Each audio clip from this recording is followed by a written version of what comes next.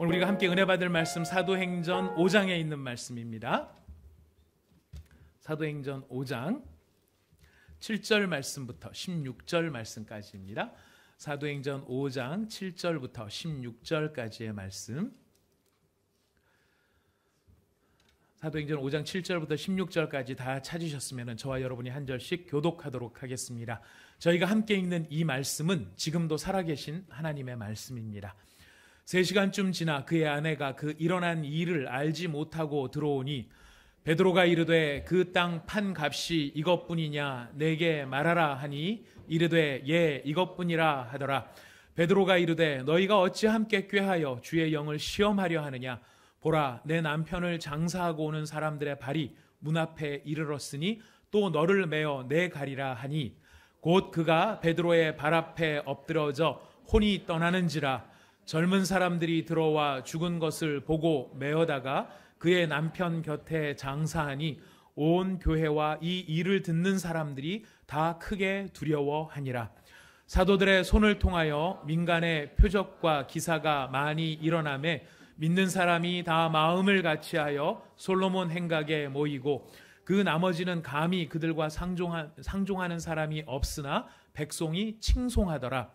믿고 죽게 나온 자가 더 많으니 남녀의 큰 무리더라. 심지어 병든 사람을 메고 거리에 나가 침대와 요 위에 누이고 베드로가 지날 때에 혹 그의 그림자라도 누구에게 덮일까 바라고 예루살렘 부근에 수많은 사람들도 모여 병든 사람과 더러운 귀신에게 괴로움 받는 사람을 데리고 와서 다 나음을 얻으니라. 아멘. 우리가 지난 시간에는 아나니아와 삽비라의 사건을 통하여서 하나님께서 우리에게 정결한 마음을 주시기를 원하였고 하나님의 그 큰 기적을 우리가 체험하며 성령의 놀라운 역사를 우리가 기대한다면 우리가 하나님 앞에서 더욱 우리 자신을 정결케 하는 일, 그것으로 준비해야 됨이 얼마나 중요한가 하는 것을 살펴보았습니다. 바로 그 아나니아와 삽비라의 사건에 이어서 오늘 우리에게 사도들의 손을 통하여서 얼마나 놀라운 일이 일어났는가 하는 성경의 보고를 저희는 접하게 됩니다. 오늘 우리가 읽은 본문 말씀에서 핵심적인 단어를 저희가 먼저 좀 찾아보자면 여러분 14절 말씀에 보시면 앞에 믿고 주께로 나아오는 자가 이렇게 되어 있는데요. 믿고 주께로 나아오는 자, 이 말에 여러분 혹시 성경책이 여러분의 성경책이시면 거기다 한번 줄을 이렇게 쳐보시기를 바라겠습니다. 교회 성경책이시면 그냥 보시든지 줄 치시고 다음에 새 거 하나 사갖고 오시든지 괜찮습니다. 줄을 쳐보시고요. 믿고 주께 나오는 자, 그리고 어디에 또 줄을 치시냐면 16절의 제일 끝에 다 나음을 얻으니라, 여기에 또 줄을 쳐보시면 되겠습니다. 자, 믿고 주께 나오는 자, 다 어떻게 되었다고요? 다 나음을 얻었다. 다 나음을 얻는데 어떤 사람이 다 나음을 얻었는가? 믿고 주께로 나오는 자가 다 나음을 얻었다는 것입니다. 믿음과 주는 분리되는 것이 아닙니다. 어떤 분들은 믿음과 주가 분리되는 경우들도 있어요. 간혹 믿습니다 하는데 뭘 믿는가? 뭘 믿으십니까? 물어보면 그냥 믿습니다 라고 이야기하는 경우가 있습니다. 그래서 세게 믿는 것을 굉장히 강조하죠. 그래서 그냥 믿습니다 보다는 뭐가 더 세 보여요? 믿습니다가 더 세 보입니다. 자, 믿습니다 해가지고 더 믿음이 세지면은 우리가 믿습니다를 한 500번은 해도 좋을 것 같습니다. 자, 그런데 믿는다는 것, 믿습니다 참 좋은데요. 중요한 건 무엇을 믿느냐 하는 것입니다. 여러분 무엇을 믿으십니까? 혹은 누구를 믿으십니까? 예수 그리스도를 믿으신다고 여러분들께서 대답을 해주셨습니다. 감사합니다. 그렇습니다. 우리의 믿음의 대상은 예수 그리스도입니다. 자, 그런데 어떤 경우에는 무엇을 믿는가? 예수 그리스도를 믿는 게 아니고 내가 원하는 그 일이 이루어질 줄을 믿습니다를 믿고 계신 분들도 계십니다. 내 피부가 보톡스를 하지 않아도 팽팽해질 줄을 믿습니다. 이렇게 하시는 분들도 있습니다. 여러분 앞에 있습니다. 제가 여기 요새 뭐가 좀 생겨서 주여 보톡스 안 하고 여기 주름이 좀 없어지게 하여 주옵소서, 이런 이야기들도 하고 있는데요. 그럴 수 있다고 생각을 하는데 중요한 건 뭐냐면은 많은 분들이 믿는다고 하지만 내가 뭘 믿는지를 알지 못하고 내 바램을 믿고 내 소원을 믿고 내 간절함을 믿는 경우들이 있더라는 것입니다. 하지만 성경은 무엇이라고 얘기합니까? 우리의 믿음의 대상이 누구이죠? 예수 그리스도인 거예요. 예수 그리스도를 믿는 것입니다. 또한 어떤 분들은 이 믿음과 주가 분리가 돼서 주가 있는 줄은 알지만 주를 믿지는 않는 경우들도 있습니다. 예수님이 있다는 사실도 알고 그 예수님을 난 인정한다라고 하는 것도 있지만 그 예수님을 내 마음에 진심으로 믿고 그 예수님을 의지하고 하는 것은 내가 하지 않는 그런 경우도 있더라는 것입니다. 그래서 예수님을 아십니까? 그러면 예수님을 알고 있습니다. 예수님하고 친하십니까? 예수님하고 잘 알아요. 네. 예수님을 잘 믿으십니까? 네. 그냥 예수님 들어봤어요. 이런 경우들이 많이 있을 수 있다는 것입니다. 믿음과 주 예수는 분리되는 것이 아닙니다.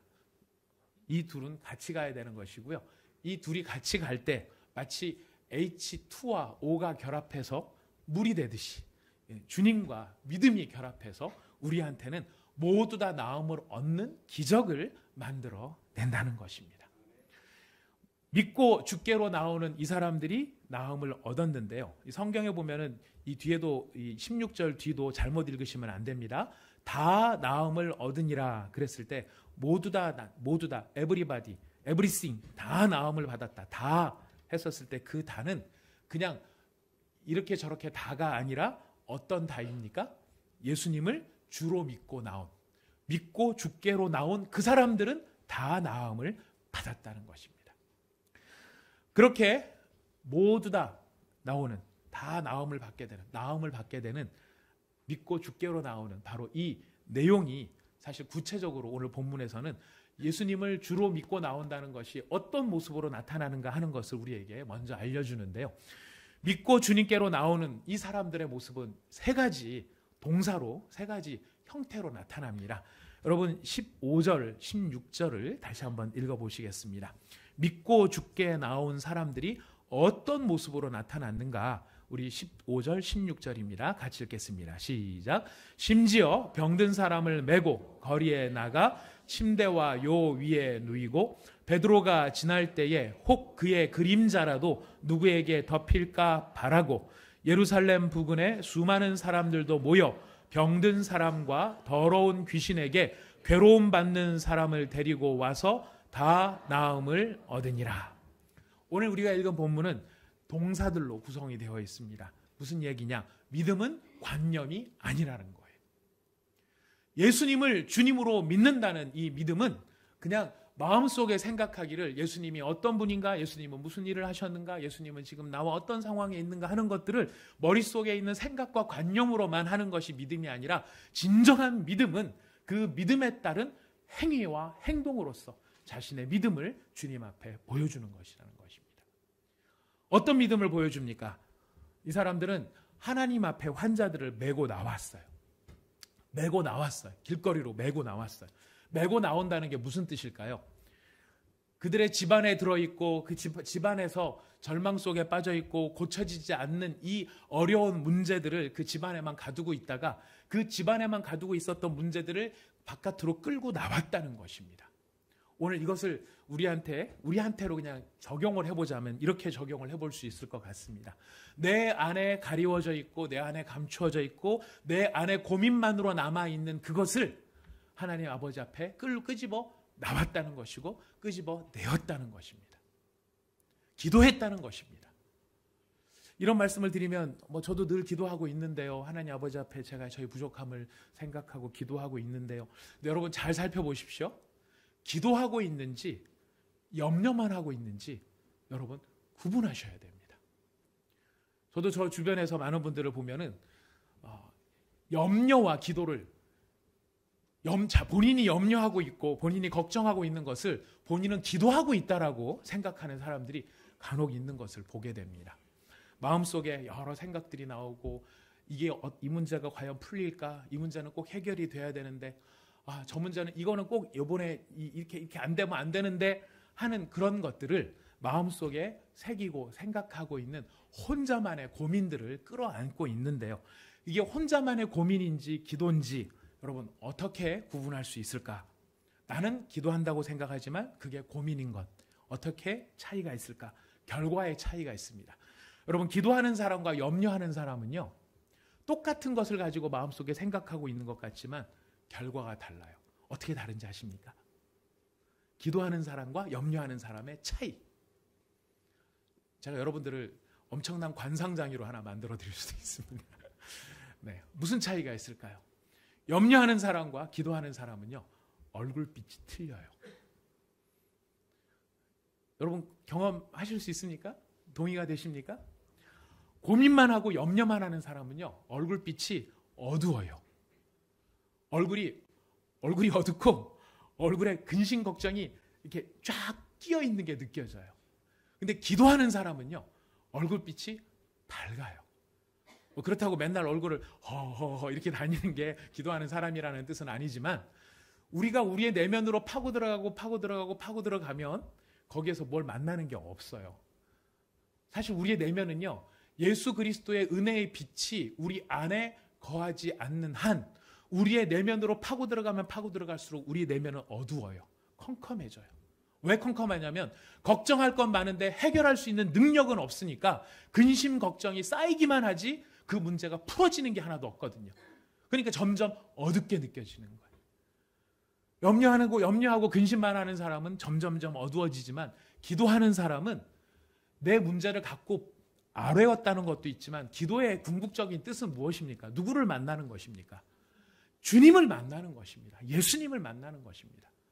문제가 풀리고 안 풀리고 하는 것은 2차적인 것이고요. 누구를 만나는가? 주님을 만났을 때 그 주님으로 말미암아 우리의 얼굴빛이 피어지고 밝아지고 풀어진다는 것이에요.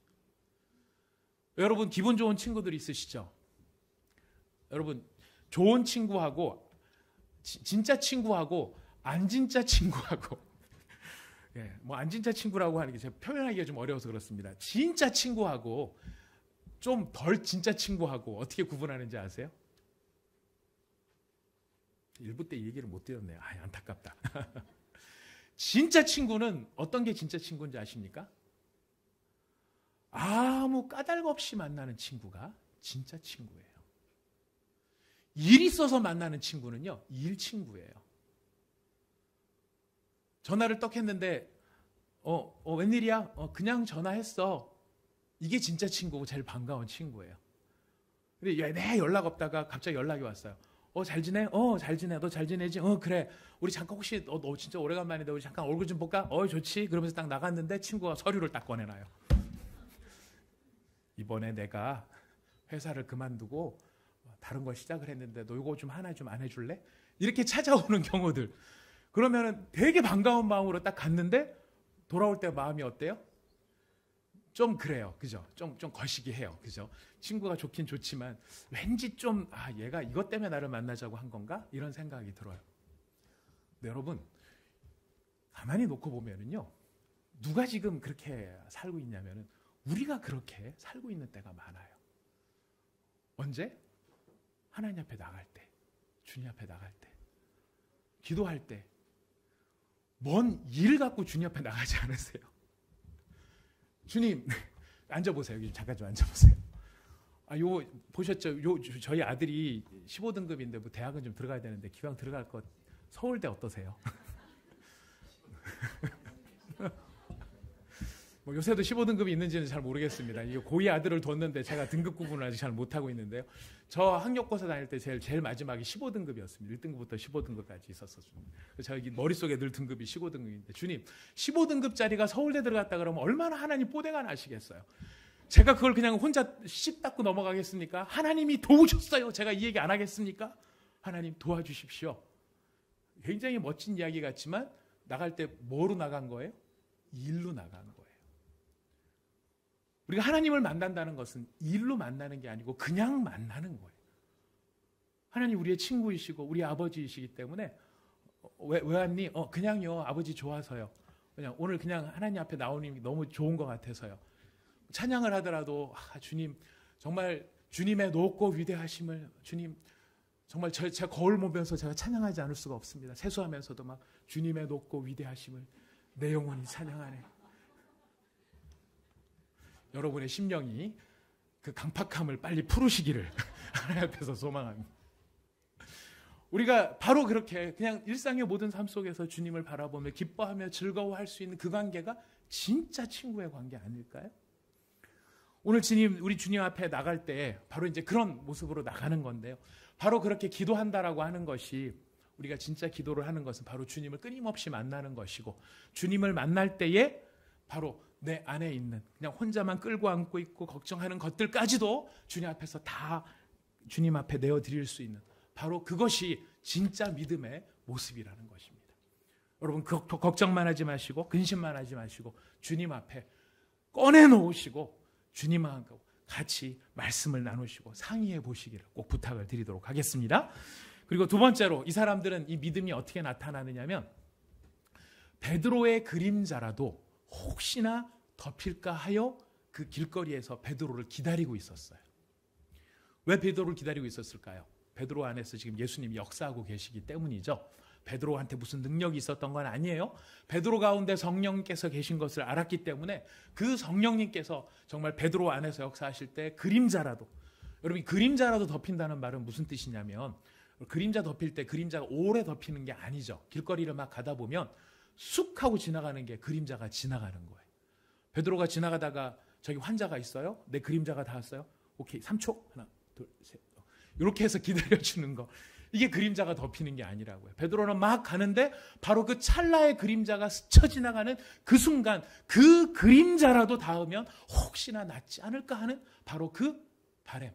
그 바램의 중요성 어디에 있습니까? 간절함이 그 마음에 있었다는 거예요. 정말로 바램은 간절함이 그 마음 속에 있었다는 거예요. 우리가 주님을 바랄 때 우리가 바라는 바람의 정도는 어떻습니까? 우리가 갖고 있는 바람의 모습은 어떻습니까? 해주시면 좋고, 뭐 안 해주셔도 할 수는 없는 것이고, 그래도 나는 흉내는 냈으니까 그걸로 우리가 위안을 삼고 있는 것이 아니하는 것이죠. 하지만 하나님 앞에 믿고 주께로 나와 다 고침을 받은 자들의, 그 다 고침받은 사람들의 특징은 무엇이냐면 그런 간절함이 있었다는 것입니다. 그림자라도 덮이지 않을까? 바로 그런 간절함.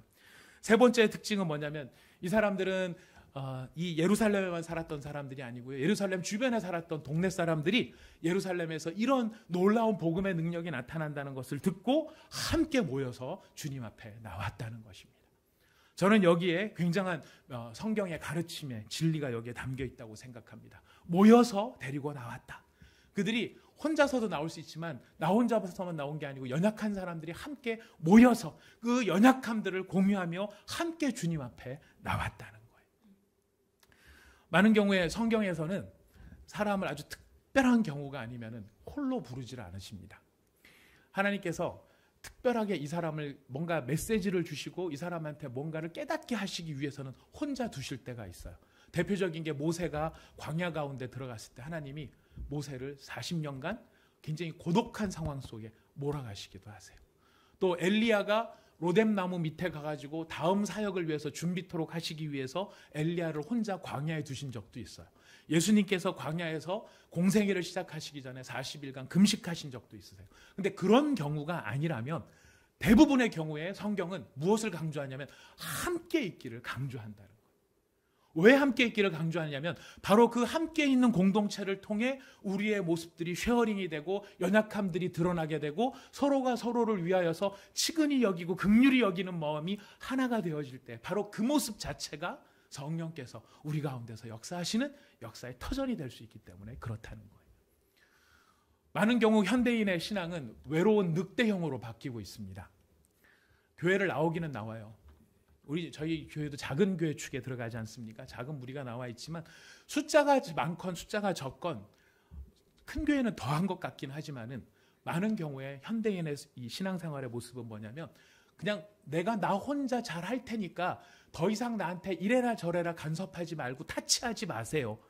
제가 치사하게 안 껴먹을 테니까 드릴 거는 다 드릴 테니까 그냥 나와서 있기만 그걸로 만족한 줄 아세요. 이런 경우들이 많다는 거예요. 그래서 우리 교회도 많은 인원이 아님에도 불구하고 서로 모르시는 분들이 꽤 많아요.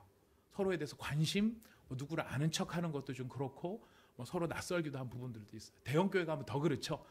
누가 왔는지 안 왔는지도 몰라요.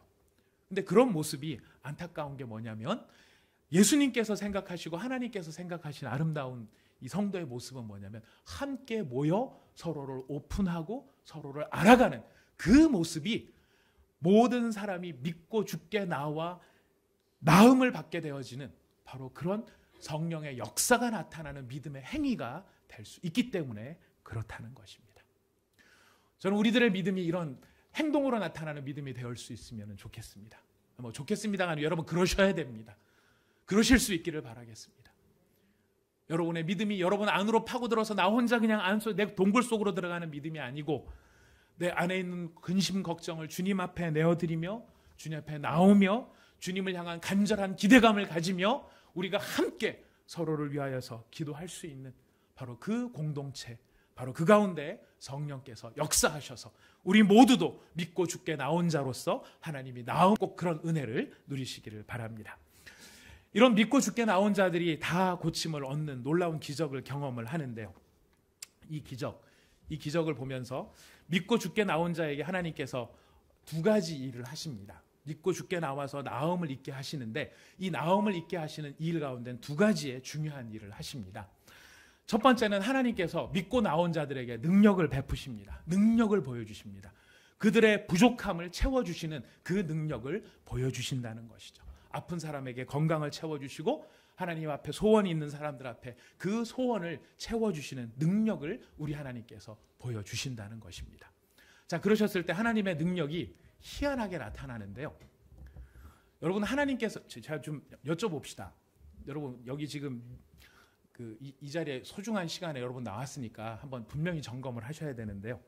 여러분 하나님께서 작정하시고 뜻하시고 하나님이 하시고자 하시면 하나님께서는 못하실 일이 없다는 것을 여러분 진짜 확실히 믿으십니까?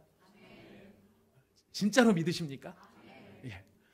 진짜로 믿으시는 여러분들의 그 믿음을 따라 하나님께서 응답하실 텐데 초대교회 성도들도 하나님께서 뜻하시는 바를 하나님 마음대로 하실 수 있다는 것을 다 믿었던 건 아닌 것 같아요. 일부 가운데는 하나님은 이런 식으로 일하셔야 돼 라고 생각하는 사람이 있었던 것 같아요. 근데 그들의 완악함을 깨트리기 위해서 하나님께서 희한한 일을 보여주셨는데 그게 뭐냐면 베드로의 그림자가 덮여져도 그 그림자 때문에 낫게 하는 일을 하나님이 하시더라 하는 것입니다. 여러분 이게 정상적인 일입니까? 비정상적인 일입니까? 사실은 비정상적인 일이에요. 정상적인 일 같으면 어떻게 해야 돼요? 오늘날도 이런 일들이 벌어져야 되죠. 개가 지나갔더니 옆에 죽었던 개가 살아나더라. 이런 것들이 일어나야 정상적인 거라고 얘기할 수 있지 않습니까? 하지만 그런 정상적이지 않은 비정상적인 방법들도 하나님께서 쓰시니까 일어나더라 하는 것입니다. 얼마나 희한한 일들이 벌어지느냐면요. 나중에 에베소에 보니까 에베소 지역에서는 바울의 손수건을 가져다가 아픈 사람 몸 위에 올려놨더니 그 사람이 나았어요. 그럴 수 있을까요? 없을까요? 그냥은 안 되지만 하나님이 하시고자 하시면 하실 수 있더라는 거예요. 이게 왜 중요하냐면요. 우리의 믿음은 하실 수 있다는 것도 불신앙도 있지만 하실 수 없다는 불신앙도 있어요. 그게 되겠어? 그게 마음대로 되겠어? 예, 그게 되든 안 되든 지금 우리가 이 기적을 통해서 깨달아야 될 게 뭐냐면 하나님은 하나님이 하시고자 하신다면 인간의 가능이나 인간의 불가능을 구애받지 아니하시고 하나님이 하시고자 하시는 일을 하실 수 있다는 것이에요. 하나님이 원하신다면, 하나님이 작정하신다면. 그렇다면 우리가 제일 중요하게 생각해야 될 게 뭐냐면 하나님은 어떤 것을 원하실까? 하나님은 무엇을 하기를 원하실까? 우리가 이것을 봐야 되는데요. 하나님이 하나님 마음대로 하실 수 있는 바로 이 하나님의 주권을 인정하는 것이 하나님의 기적을 바라볼 수 있는, 체험할 수 있는 근거가 되는데요. 많은 사람들이 하나님을 믿는다 말하면서도 안 되는 부분이 뭐냐면 하나님의 주권을 인정하는 일이에요. 하나님의 주권이라는 건 뭐냐면 하나님이 자유로우시다는 거거든요. 말이 어려워서 죄송합니다. 좀 쉬운 예를 들어보겠습니다. 여러분은 여러분의 자유가 크다고 생각하십니까? 하나님의 자유가 크다고 생각하십니까? 사실 하나님의 자유가 훨씬 큽니다. 근데 하나님의 자유가 크다는 거는 하나님이 하나님 마음대로 하실 수 있다는 거거든요. 근데 우리가 기분 나쁜 게 뭐냐면 하나님이 하나님 마음대로 하시는 것 때문에 우리가 기분이 나빠요. 성경에 보면 아담과 하와의 자식이 둘이 나옵니다. 가인과 아벨입니다. 가인은 농사 짓는 자, 아벨은 양 치는 자였어요. 둘이 커가지고 이제 어느 정도 큰 것 같아요. 그래서 처음으로 추수를 했어요. 그래서 그 처음 추수한 것을 가지고 하나님께 제사를 드렸는데 가인은 곡식으로 제사를 드리고 아벨은 자기가 치는 양으로 제사를 드렸어요. 각자의 소출을 가지고 제사를 드렸어요. 근데 하나님이 아벨의 제사는 받으시고 가인의 제사는 안 받으셨어요. 누가 기분이 나빴냐면 가인이 기분이 몹시 나빠졌어요. 그래서 어떡하죠? 몹시 기분이 나쁜 가인이 누구한테 화풀이를 하죠? 아벨한테. 왜 아벨한테 화풀이를 했을까요? 하나님은 얻어 걸리는 게 없잖아요. 이렇게 잡히는 게 있어요. 멱살이라도 잡을 텐데 하나님은 잡히지가 않으니까 잡히지 않는 하나님 대신에 누구를 잡고 이렇게 막 괴롭혀요? 손에 잡히는 아벨을 갖고 괴롭혔다는 거예요. 근데 가인이 기분 나쁜 게 무엇입니까? 내가 정성껏 제사를 드려줬으면 하나님이 어떻게 하셔야 돼요? 감사하게 처받으시면 되지. 왜 당신이 뭐라고 내가 정성껏 준비한 이 제사를 안 받고 삐리리 해? 라고 생각을 한 거예요. 가인의 제사는 왜 안 받으셨을까요? 아벨의 제사는 왜 받고? 어떤 사람은 얘기를 합니다. 아벨의 제사는 피가 있는 제사라서 받았고 가인의 제사는 곡식으로 드린 제사라서 안 받았다. 아닙니다. 성경 5대 제사에 보면은요, 레위기에 보면은 5가지 제사가 있는데 그 중에 하나가 소제라는 제사가 있어요. 그거는 곡식으로만 드리는 제사예요. 곡식이라서 문제가 되는 게 아니었어요. 그럼 문제는 뭘까요? 문제는 없어요. 받고 안 받고는 누구 마음이에요? 하나님 마음이라는 거예요. 제사를 우리가 제사를 드리든 예배를 드리든 우리가 제사를 드리고 예배를 드렸다 할지라도 그거를 받으시고 안 받으시고는 순전히 누구의 주권의 문제예요? 하나님의 주권의 문제. 근데 우리는 뭐가 기분 나빠요? 왜 하나님이 자기 마음대로 하시냐는 거예요. 왜 멋대로 자기 멋대로 하시냐라는 거예요. 오늘날 특히 오늘날의 시대는 민주주의 시대죠. 특히 우리나라의 요즘 상황에 있어서 가장 큰 이슈가 뭐냐면 공정이 화두예요. 공정함. 많은 사람들이 불쾌해하는 게 뭡니까? 기분 나빠하는 건 핵심은 불공평하다는 데 있어요. 오늘날은 불공평하면 안 돼요. 근데 공정함에 있어서의 뜻은 무엇입니까? 사람이 뭔 일을 하려면 다 공평하게 해야지라는 뜻인데요. 이걸 누구한테까지 요구를 하냐면 하나님한테까지 요구를 하는 거예요. 하나님이 무슨 일을 하시려면 모든 사람한테 똑같이 해줘야지. 왜 저 사람한테는 주고 왜 나한테는 안 주고, 왜 저 사람은 돈을 8톤 트럭으로 돈을 쏟아부어 주시고 왜 나는 주머니를 딱딱 긁어도 동전 한 입 안 나오게 만드시고, 하나님은 공평하십니까? 안 하십니까? 안 공평하게 느껴지는 거예요. 왜 하나님은 저 인간은 그냥 놔둬도 쌩얼인데도 빛이 나고, 나는 공사비를 어마어마하게 투여를 했는데도 공사하는 흔적에 값어치조차도 안 나오고 하나님은 너무 불공평해, 이런 생각이 들 수 있다는 거예요. 하나님은 저 사람 운동 안 해도 80평생 건강하게 사는데 나는 디립다 운동해도 50에 골골거리고 있는 이 나는 뭔가 불공평하다고 느끼는 거예요. 제가 어제 해외 토픽을 보다 보니까요, 참 기가 막히더라고요. 미국인가 나라는 기억이 안 나는데 딸을 낳고 싶어서 계속 자식을 낳았는데 아들만 12를 낳은 거예요. 차례대로 서 있더라고요. 사진이 나왔어. 어떤 마음이 들겠어요? 저 집은 딸 하나 바라보자고 출창 자식을 낳았는데 저 집은 그만 낳아도 될 자식들이 12명이나 있고, 나는 그렇게 소원하고 소망하고 바라고 있는데 나는 없고. 하나님이 공평하세요? 불공평하세요? 불공평하다고 느끼는 거예요. 무엇에 관한 한? 적어도 그 문제에 관한 한. 그거 관한 한 불공평하니까 하나님은 모든 면에서 불공평하신 하나님처럼 생각한다는 거예요. 내가 다른 사람은 나를 보면서 불공평하다고 느낄 수 있는 여러 조건들은 생각도 안 하고, 내가 지금 생각하는 그거 하나만 가지고 하나님은 불공평한 하나님처럼 생각하는데, 그 불공평함의 이면에는 무엇에 대한 결여가 있냐? 무엇에 대한 결여인가? 바로 하나님이 하나님 마음대로 하실 수 있는, 하나님이 주권자라고 하는 사실을 인정하지 못하는 불신앙이 우리 가운데 있기 때문이라는 것입니다. 하나님이 원하시면 베드로의 그림자를 통해서도 사람을 고치셨습니다. 하나님이 원하시면 바울의 손수건을 통해서도 사람을 고치셨습니다. 하지만 그것이 모든 사람한테 항상 그렇게 해야 된다는 것은 아니시죠. 하나님이 원하시면 그때 그렇게 하실 수 있습니다. 하나님은 그렇게 하실 수 있습니다. 하나님의 주권을 인정하는 사람, 바로 그 사람들, 바로 그 주권을 인정하는 게 무엇이냐면 주를 향한 믿음이라는 것이. 그 믿음이 있는 사람에게 하나님께서 기적의 역사를 베푸셨던 것입니다.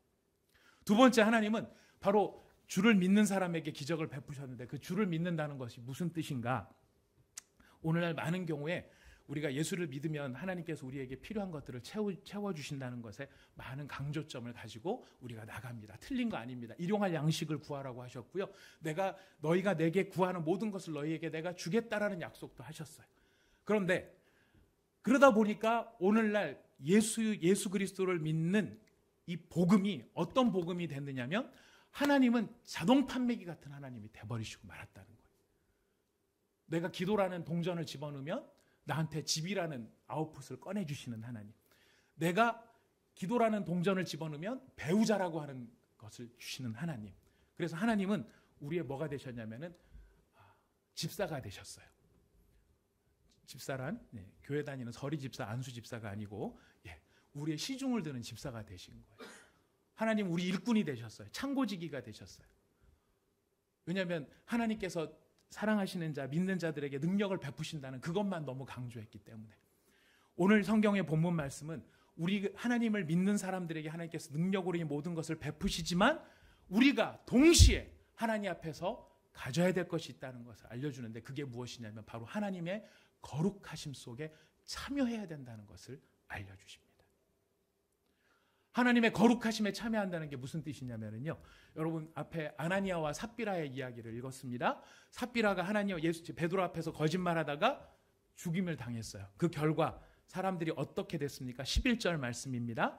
11절 말씀을 같이 한번 읽어보시겠습니다. 시작. 온 교회와 이 일을 듣는 사람들이 다 크게 두려워하니라. 무엇을 두려워했을까요? 죽는 것을 두려워했을까요? 온 교회와 아나니아와 삽비라가 성령을 속이다가 죽임을 당했다는 그 소식을 들은 사람이 다 크게 두려워해요. 뭘 두려워했을까요? 하나님을 두려워하기 시작했다는 거예요.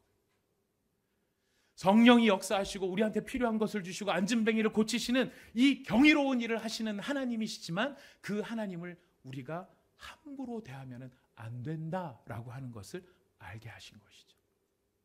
하나님의 거룩하심에 대한 깨달음이 생겼다는 것입니다. 하나님께서는 우리를 부르실 때에 하나님의 거룩하심처럼 우리도 거룩하도록 부르셨습니다. 우리가 하나님께 속한 사람이라면 하나님께 속한 사람으로서 하나님이 원하시는 삶을 살도록 부르신 것입니다. 하나님이 원하시는 삶이란 다른 것이 아니라 세상과는 구별되는 방식으로 우리를 부르셨다는 거예요. 하나님은 죄를 미워하세요. 하나님은 악을 싫어하세요. 하나님은 그 죄로부터 우리가 떠나기를 원하시는 거예요. 그리고 그 죄를 짓는 것을 하나님이 죄가 아니다라고 말하지 않으신다라는 것입니다. 그래서 예수 그리스도를 믿고 주를 믿는 자들이 하나님 앞에서 어떻게 살기를 원하시냐면 하나님 앞에서 거룩하게 살기를 원하신다는 거예요. 그 거룩이 왜 필요할까요? 하나님께서 우리가 하나님의 거룩하신 가운데 참여한다는 것이 왜 중요할까요? 하나님의 능력은 우리의 부족함을 채웁니다. 하나님의 성령의 능력은 우리의 모자람을 채워주십니다. 하지만 하나님의 거룩은 우리의 가치를 채워주시는 것입니다. 우리는 배부른 돼지로 부름받은 것이 아니라 하나님의 형상을 따라 살도록 부름받은 사람이 바로 우리인 것입니다. 우리가 원하는 것은 내 배를 채워주십시오. 내가 이게 필요합니다. 저게 필요합니다. 돈이 필요합니다. 세상 살아가는데 건강이 필요합니다라고 해서 우리의 부족함을 채워주시는 그 능력을 바라지만, 하나님은 그 능력과 더불어 우리가 어떤 존재가 되어야 된다는 것을 알려주시냐면 거룩한 존재가 되어야 된다. 하나님이 싫어하는 죄, 하나님이 싫어하시는, 증오하시는 그 죄를 버리고 하나님 앞에 구별되어진 거룩한 존재로 살아가도록 우리를 부르셨다는 것, 바로 우리의 가치를 채워주시는 그것이 바로 하나님의 거룩이라는 것입니다. 하나님은 바로 이 하나님의 능력과 하나님의 거룩을 아는 자를 일컬어 주를 믿는 자라고 말씀하십니다.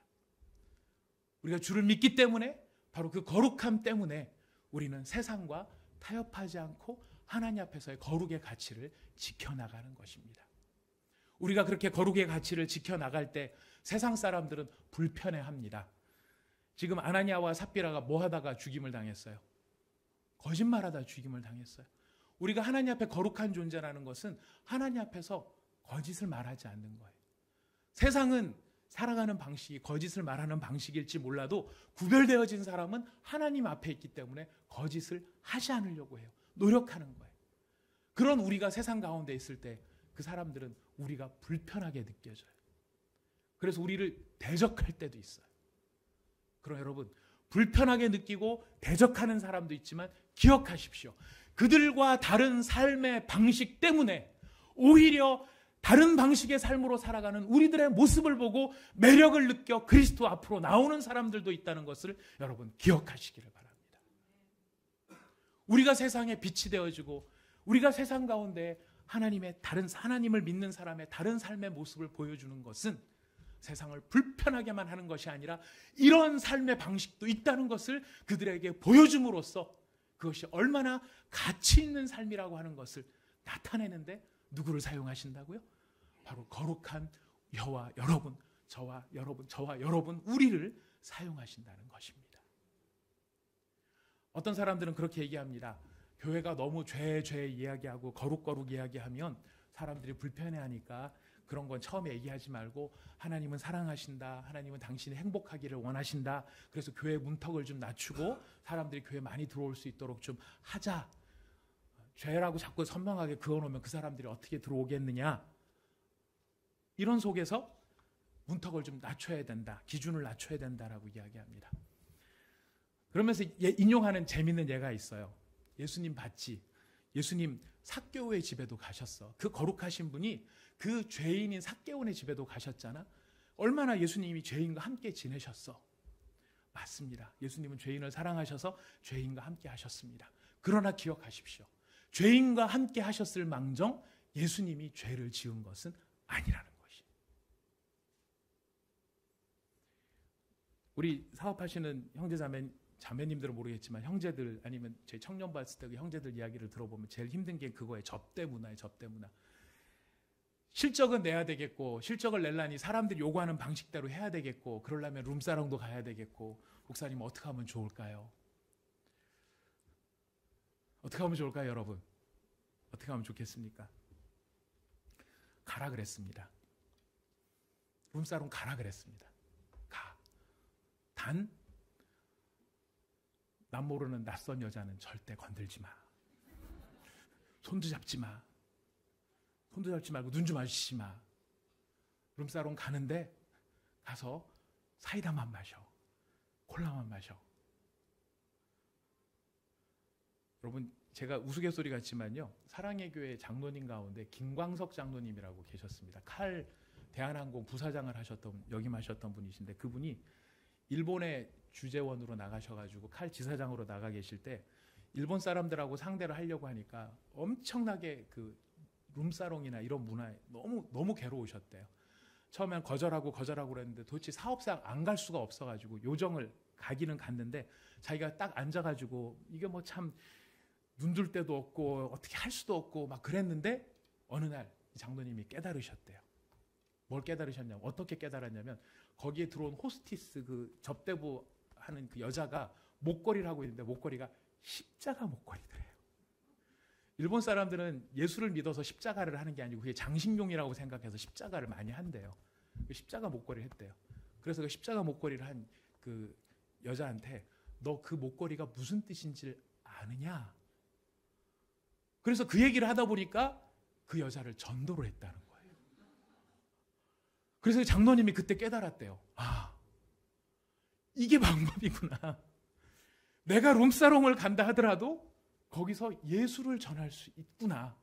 그게 되는구나 하는 것을 경험하셨다. 기준을 낮췄나요? 타협했나요? 아니에요.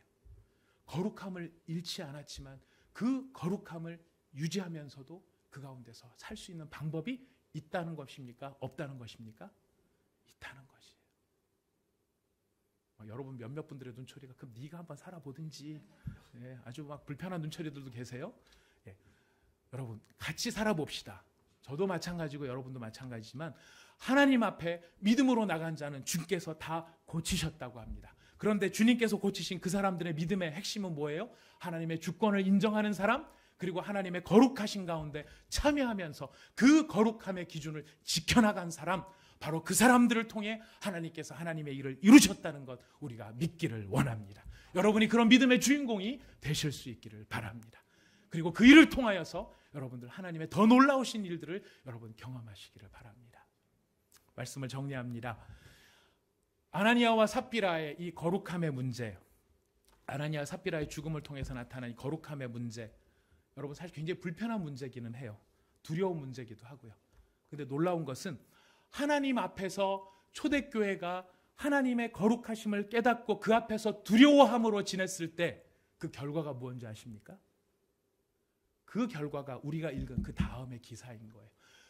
베드로의 그림자만 지나가도 그 사람들이 나을 수 있을 만큼 어마어마한 성령의 능력이 바로 그들의 거룩함의 회복을 통하여서 나타났다는 사실인 것입니다. 여러분의 삶 속에 하나님의 기적이 나타나기를 원하십니까? 우리 그렇다면 우리 삶 속에서의 거룩함부터 일단 회복해 보시기를 바랍니다.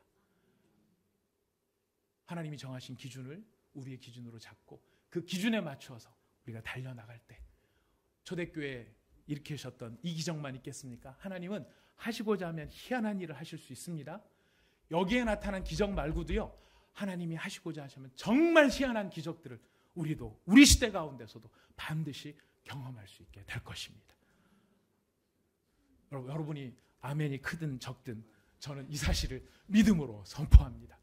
네, 믿음으로 선포하고 저는 정말 그런 하나님의 기적의 주인공이 저가 될 수 있기를 바라고 여러분이 되실 수 있기를 바라겠습니다. 우리 같이 한번 기도하겠습니다.